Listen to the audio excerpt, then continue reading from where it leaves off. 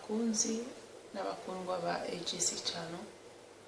Ahangaha ndi mu bitaro, nagira ngo nsuhuze abakristo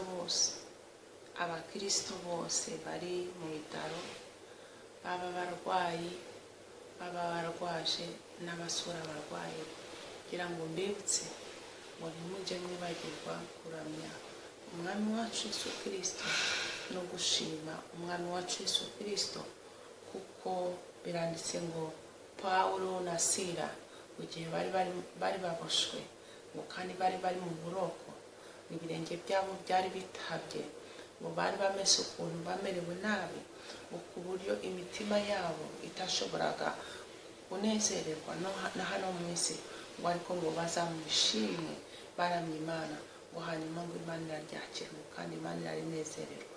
Mukajya mwibagirwa gutanga iryo turo ry'iminwa yacu kandi muramye umwami wacu Yesu Kristo. Hari indirimbo yanjemo muri uyu munsi ivuga ngo impanuka y'imodoka, ngo ntabwo ariyo mpanuka gusa, ngo ahubwo gupfa udafite Kristo, iyo nayo ni impanuka, ngo kandi iyo niyo mpanuka mbi. Ngiye kuyiririmba muri iki gitondo, zamura ishimwe kandi nshimira Imana yacu ihabwe icyubahiro.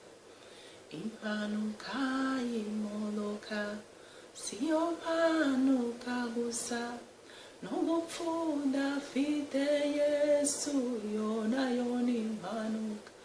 Impanuka y'imodoka siyo mpanuka gusa, n'ugupfa udafite Yesu yo nayo ni impanuka.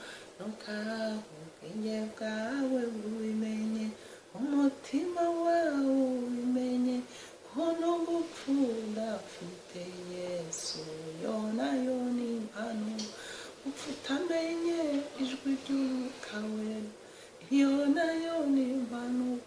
Upfa utagize inshuti yitwa Mwuka Wera, iyo nayo ni impanuka.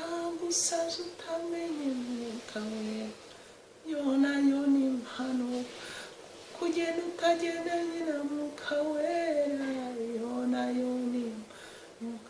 Kubyara utazi Mwuka Wera, iyo nayo ni impanuka.